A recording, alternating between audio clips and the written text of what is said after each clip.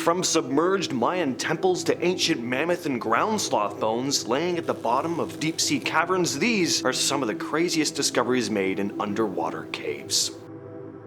The cenotes in the Yucatan Peninsula were super important to the Maya. These water-filled sinkholes weren't just places to get fresh water, they were seen as gateways to the underworld. For the Maya, they were more than just natural wonders. Guillermo de Anda, a specialist from Mexico's National Institute of Anthropology and History, said these cenotes were, quote, the main scenario of the myth of creation for the Maya. And these cenotes really are like a hidden world. Above the surface, they look like beautiful spots with crystal clear water, lush vegetation, and massive stalactites, but underwater, these cenotes lead to massive labyrinths of underwater caves, some of which are still mostly unexplored. People practiced rituals here. Offerings, altars, even bones have been discovered deep inside, giving us a look at how crucial these places were to Mayan life. One of the most famous cave systems is Sac Actun. It's the largest underwater cave in the world, believed to connect to other cave systems, possibly making the whole network over 1,000 kilometers or just over 620 miles long. Inside these caves, explorers have found Mayan artifacts, animal remains, and even evidence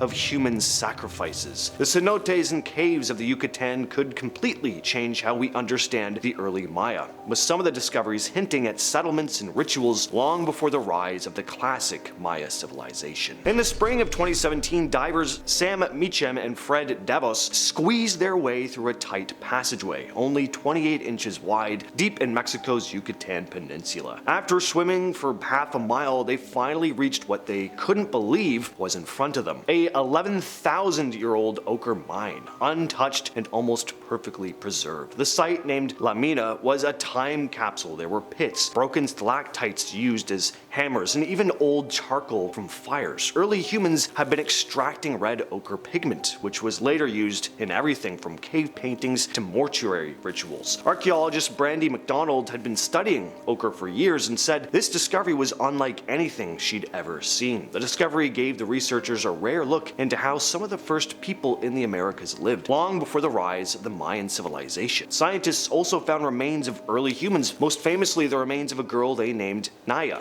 who fell to her death around 13,000 years before. The question was, why had she gone so deep into the caves? As Roberto Junco from Mexico's National Institute of Anthropology and History stated, what the hell were they going down there for? This wasn't an isolated site. Radiocarbon dating revealed at least 2 other ochre mines in the area dating back between 10,000 and 12,000 years ago. This shows that early humans had a sophisticated knowledge of their environment, with well-planned mining expeditions that lasted thousands of years. It's still a bit of a mystery as to why they went so deep into these caves, but there's a strong possibility that they weren't just used for practical reasons, they may have been spiritual too. The ochre they were mining was obviously important, often used in rituals.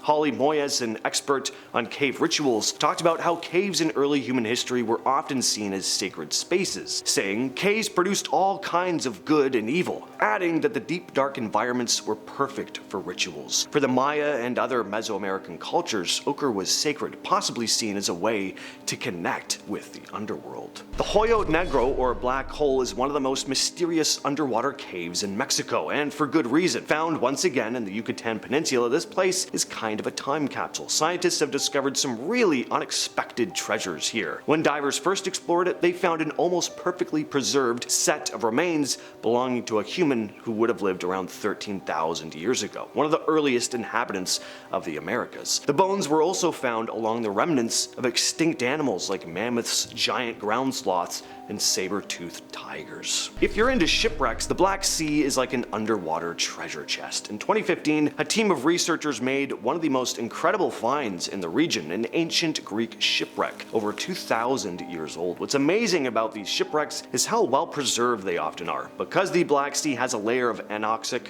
oxygen-free water deep down, anything that sinks below this layer doesn't really rot. It's like a giant underwater freezer. The wrecks, including the famous Greek merchant ship, are almost perfectly preserved. The shipwreck, discovered in 2015, was found at about 2,000 meters or around 6,561 feet deep. and it was in incredible condition. The hull, the timbers, even the steering mechanism were all there. It was a huge discovery, being that it's so rare to find ancient wrecks in such good shape. This isn't the first or last wreck discovered here. There are dozens more, stretching back to the time of the ancient Greeks and Romans. The biggest question on everyone's mind now is what other surprises are sitting deep in the depths of the Black Sea? Could there be other sunken cities or undiscovered shipwrecks hiding down there? Well, the more researchers dive into the Black Sea, the more they find we've only scratched the surface. Now, this one's got a real mystery vibe about it. The Cave of the Swimmers, found in Egypt's Sahara Desert, doesn't seem like something that should be on this list. I mean, we are talking about underwater discoveries, but hear me out.